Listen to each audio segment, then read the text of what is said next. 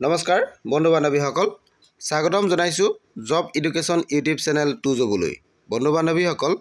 আজি অসম চৰকাৰৰ ফালৰ পৰা প্ৰকাশিত এটা বিশেষ বিজ্ঞাপন লৈ আপোনালোকৰ ওচৰলৈ আহিছো এই বিজ্ঞাপনটো স্বাস্থ্য বিভাগৰ ফালৰ পৰা আহিছে ইয়াতে বহুখিনি ভেকেন্সি আছে এই ভেকেন্সিখিনিৰ কাৰণে আবেদন প্ৰক্ৰিয়া অলৰেডি আৰম্ভ হৈছে গতিকে আপোনালোকে এই পদসমূহৰ কাৰণে কেনে ধৰণে আবেদন কৰিব ইয়াৰ সবিশেষ তথ্য আজি মই এই ভিডিঅ'ৰ জৰিয়তে আপোনালোকক জনাবলৈ চেষ্টা কৰিম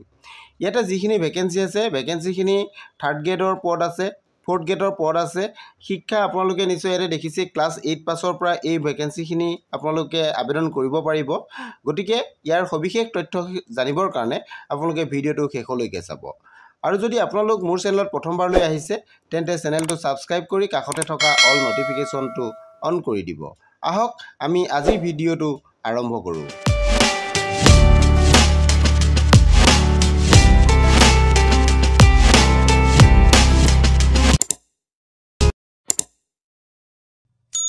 নমস্কাৰ বন্ধু বান্ধৱীসকল আজি আপোনালোকৰ কাৰণে যেটো বিজ্ঞাপন আনিছো বিজ্ঞাপনটো আপোনালোকে নিশ্চয় দেখা পাইছে DHS ৰ পৰা বিজ্ঞাপনটো আহিছে অৰ্থাৎ ডাইৰেক্টৰ অফ হেলথ সাৰ্ভিসৰ ফালৰ পৰা এই নটিফিকেশ্যনটো আহিছে ইয়াতে আপোনালোকে যিখিনি পদ আছে পদখিনি আপোনালোকে চাব পাৰিব ইয়াতে চাওক অৰ্গেনাইজেশ্যনটো চাওক office of the joint director health service Karbi Anglong এইটো কাৰ্বি আংলঙৰ পৰা এই পদসমূহ আহিছে ইয়াতে মুঠ পদ আছে আপোনালোকে চাওক 25 টা পোষ্ট অৰ্থাৎ 25 টা ইয়াতে পদ আছে আৰু এই পদকেইটাৰ কাৰণে আপোনালোকে অফলাইন আবেদন কৰিব লাগিব অফলাইন আবেদন এটো নিশ্চয় ইয়াতে দেখিছে অফলাইন আবেদন কৰিব লাগিব আৰু ইয়াৰ কাৰণে আবেদনৰ অন্তিম তাৰিখটো আপোনালোকে চাওক 17 নৱেম্বৰ 2025 এটো 17 তাৰিখৰ ভিতৰত আপোনালোকে আবেদন কৰিব লাগিব এটো অফলাইন আবেদন কৰিব লাগিব আৰু ইয়াৰ সবিশেষ যদি জানিব বিচাৰে তেতিয়া হলে আপোনালোকে চাওক এটো অফিচিয়েল ওয়েবসাইট আছে এই ওয়েবসাইটত আপোনালোকে চাব পাৰিব পদসমূহৰ বিতংকে আপোনালোকক মই যদি জনাও কি পদ ইয়াতে আছে যেহেতু মুঠ পদ আপোনালোকে গম পালে যে 25 টা ইয়াতে মুঠ পদ আছে গতিকে পদসমূহৰ বিতং তথ্য আপোনালোকক মই জনাব বিচাৰিছো প্ৰথমতে যেটো পদ আছে এটো চাওক আপোনালোকৰ হেলথ এডুকেটৰ ইয়াৰে পদ আছে এটা আৰু এই পদটো আপোনালোকে চাওক ডকমোকা PHCত এই পদটো আছে ইয়াৰ কাৰণে আপোনালোকৰ পে স্কেলটো 14000 পৰা 70000 টকা লৈকে হ'ব আৰু গ্ৰেড পেটো 7600 টকা হ'ব এটো নিশ্চয় আপোনালোকে জানিব পাৰিছে আৰু ইয়াৰ কাৰণে আপোনালোকৰ যেটো এসেনশিয়াল কোৱালিফিকেশনটো যদি আপোনালোকে চাব বিচাৰে এটো চাওক গ্ৰেজুৱেট হ'ব লাগিব any stream with 6 month diploma in computer application এই কোৱালিফিকেশনটো আপোনালোকক লাগিব তেতিয়া আপোনালোকে এই পদটোৰ কাৰণে আবেদন কৰিব পাৰিব নেক্সট আমি যদি চাও 2 নম্বৰ যেটো পদ আছে আমি 2 নম্বৰ পদটো যদি চাব বিচাৰো এটো হৈছে আপোনালোকৰ ফাৰ্মাসিষ্টৰ পদ আছে এটা এটো আপোনালোকে চাও কোড আছে ধনশ্ৰী ষ্টেট ডিসপেন্সাৰী ইয়াতে এই পদটো আছে ইয়াৰো দৰমহাটো আপোনালোকৰ স্কেল পেটো 14000 পৰা 70000 টকা আৰু গ্ৰেড পেটো 7600 টকা আৰু এই পদটোৰ কাৰণে আপোনালোকৰ শিক্ষাগত কোৱালিফিকেশনটো ইয়াতে উল্লেখ আছে আপোনালোকৰ ডিপ্লোমা বা ব্যাচেলৰ ইন ফাৰ্মাসী হ'ব লাগিব ফ্ৰম ৰিকগনাইজড ইউনিভাৰ্সিটি বা ইনষ্টিটিউটৰ পৰা এটো আপোনালোকৰ হ'ব লাগিব তেতিয়া যদি এটো ডিপ্লোমা বা ব্যাচেলৰ ডিগ্ৰী আপোনাৰ আছে তেতিয়া হলে আপুনি এই ফাৰ্মাসিষ্ট পদটোৰ কাৰণে আবেদন কৰিব পাৰিব নেক্সট আপোনালোকৰ 3 নম্বৰ যেটো পদ আছে এটো চাওক আপোনালোকে এটো নাৰ্ছৰ পদ আছে এটো নাৰ্ছ ANM ৰ পদ আছে এটা এটো বকলিয়া CHCত এই পদটো আছে ইয়াৰ কাৰণে দৰমহাটো 14000 টকাৰ পৰা 70000 টকা আপোনালোকৰ স্কেল পে আৰু 6200 টকা ইয়াতে আপোনালোকৰ গ্ৰেড পে থাকিব আৰু ইয়াৰ কাৰণে কোৱালিফিকেশনটো আপোনালোকৰ ANM পাস হ'ব লাগিব আসাম নাৰ্ছৰ পৰা বা ৰেজিষ্টাৰ্ড ইনষ্টিটিউটৰ পৰা আপোনালোকে ANM কোৰ্স পাস কৰা হ'ব লাগিব তেতিয়া আপুনি এই পদটো আবেদন কৰিব পাৰিব নেক্সট যদি আপোনালোকে চাব বিচাৰে 4 নম্বৰ যেটো পদ আছে এটো আছে 4 নম্বৰ যেটো পদ আছে ইয়াৰে 5টা ভেকেন্সি আছে সাৰ্ভেইলেন্স ওয়াৰ্কাৰৰ আপোনালোকৰ মুঠ 5টা পদ আছে এই 5টা পদ কোড আছে আপোনালোকে যাব চাওক এতে বুকাজানত আছে চৌকিহলাত আছে লামফি আছে হাওড়াঘাটত আছে আৰু জিৰিংকিং ডিঙত আছে এইকেইটা পদ ইয়াতে আছে 5টা পদ 5 জেগাত আছে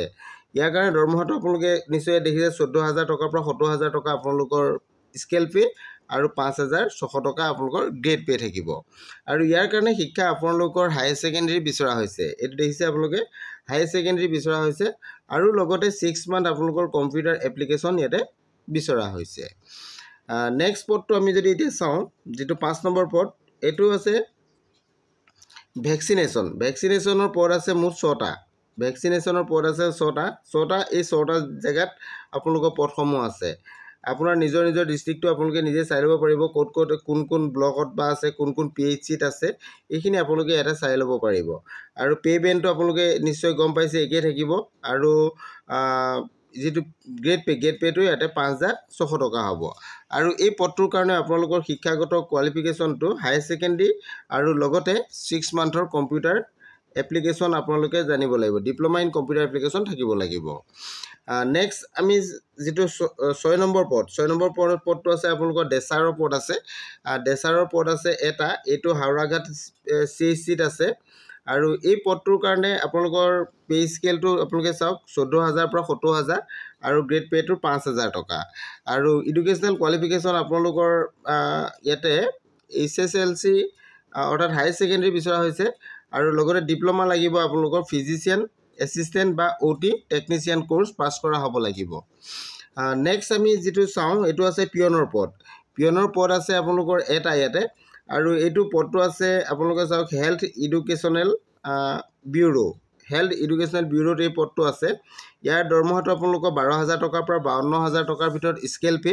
আৰু 3,900 টকা আপোনালোকৰ ইয়াতে গ্ৰেড পে থাকিব আৰু ইয়াৰ কাৰণে এডুকেশনাল কোৱালিফিকেশন আপোনালোকৰ ইয়াতে ক্লাছ 8 পাস হ'ব লাগিব মিনিমাম ক্লাছ 8 পাস হলে এই পদটো আপোনালোকে আবেদন কৰিব পাৰিব নেক্সট আছে ওয়াৰ্ড বয় আছে এটো ডিফু সিভিল হস্পিটেলত এই পদটো আছে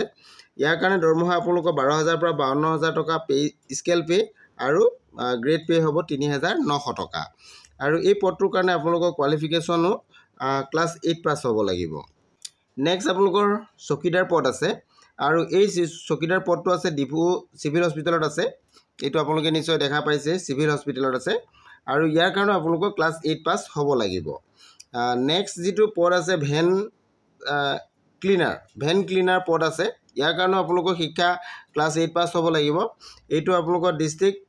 মালাৰিয়া অফিস ডিফু এই পদটো আছে আৰু ইয়াৰ দৰমহাটো আপোনালোক কিমান হ'ব এটো নিশ্চয় দেখা পাইছে ইয়াৰো পদ আছে এটা নেক্সট ঠিক তেনেদৰে গ্ৰেড 4 পদ আৰু আছে ইয়াতে এইকেইটাৰ কাৰণে আপোনালোকক শিক্ষাগত ক্লাছ 8 পাস হ'ব লাগিব আৰু সুইপাৰ পদ আছে সুইপাৰ পদৰ কাৰণে আপোনালোক ক্লাছ 8 পাস হ'ব লাগিব এইখিনি গুটেইখিনি পদ আছে মুঠ টোটাল আপোনালোকৰ ইয়াতে 25 ভ্যাকেন্সি আছে এই পদসমূহৰ কাৰণে আপোনালোকৰ বয়সৰ সীমাৰ কথা আহিব ইয়াতে আপোনালোকে উল্লেখ কৰা আছে চাওক বয়সটো মিনিমাম 18 বছৰ হ'ব লাগিব আৰু ম্যাক্সিমাম 40 বছৰ হ'ব লাগিব কেতিয়ালৈকে 1/1/2025 লৈকে আৰু এজৰ ৰিলেক্সেশন থাকিব এসসি এসটি সকলে 5 বছৰ পাব অৰ্থাৎ তেওঁলোকে 45 লৈকে কৰিব পাৰিব ওবিসি আৰু এমওবিসি সকলে 3 বছৰ পাব অৰ্থাৎ 43 ইয়াৰ্ছ লৈকে কৰিব পাৰিব এক্স সাৰ্ভিসমেন সকলে 2 বছৰ পাব অৰ্থাৎ 42 ইয়াৰ্ছ লৈকে কৰিব পাৰিব আৰু যি সকল পিডব্লিউডি ক্যান্ডিডেট আছে তেওঁলোকে 10 বছৰ পাব অৰ্থাৎ 50 বছৰ বয়সলৈকে তেওঁলোকে আবেদন কৰিব পাৰিব এই পদকেইটাৰ কাৰণে আপোনালোকে আবেদন কৰোঁতে এটা এপ্লিকেশন ফিজ দিব লাগিব সেই এপ্লিকেশন ফিজটো আপোনালোকে চাওক যি সকল এসসি আৰু এসটি তেওঁলোকে 10 টকা আৰু আদাৰ্স সকলে 20 টকা এইটো আপোনালোকে কি কৰিব লাগিব মানি ৰিসিপ্ট দিব লাগিব লগত আপোনালোকে এটো মানি ৰিসিপ্ট কৰি ফিজটো পেমেন্ট কৰিব লাগিব পেড কৰিব লাগিব আপোনালোকে তাৰ মানি ৰিসিপ্ট আপোনালোকে লগত গাঠি দিব লাগিব এপ্লিকেশনৰ লগত এটো আপোনালোকে গম পালে এপ্লিকেশন ফিজটোৰ কথা আৰু এতিয়া যেটো পদসমূহ কাৰ্বি আংলং ডিস্ট্ৰিক্টৰ পৰা আহিছে এতিয়া আপোনালোকে কেনে ধৰণে এপ্লাই কৰিবলৈ হলে আপোনালোকে এখন ষ্টেণ্ডাৰ্ড ফৰ্ম ল'ব লাগিব ষ্টেণ্ডাৰ্ড ফৰ্মখন ফিল আপ কৰিব লাগিব আৰু তাৰ লগত আপোনালোকে সেলফ এটেস্টেড কপিসমূহ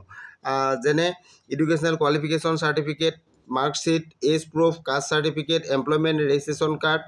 আৰু পাছপোৰ্ট সাইজ ফটোগ্ৰাফ 2 কপি তেনে ধৰণে আপোনালোকে দিব লাগিব আৰু এই এড্ৰেছটোত আপোনালোকে পঠাব লাগিব এড্ৰেছটো আপোনালোকে ইয়াতে মন কৰিব the joint director of health service Karbi Anglong Diphu 782460 এই এড্ৰেছত আপোনালোকে 17 নৱেম্বৰ আগত পোৱাকৈ পঠাব লাগিব নিশ্চয় আপোনালোকে সকলোখিনি কথা জানিলে ইয়াতে এইখিনি কথা গোটেইখিনি কথা মই অলৰেডি আপোনালোকক জনাই দিলোঁ আৰু যদি অধিক তথ্য জানিব বিচাৰে তেনেহ'লে ইয়াৰ অফিচিয়েল ৱেবছাইটটো মই অলৰেডি দেখাইছোৱেই সেই অফিচিয়েল ৱেবছাইটত গৈ আপোনালোকে সবিশেষ তথ্য জানি ল'ব পাৰিব আজিলৈ ইমানেই থেংক ইউ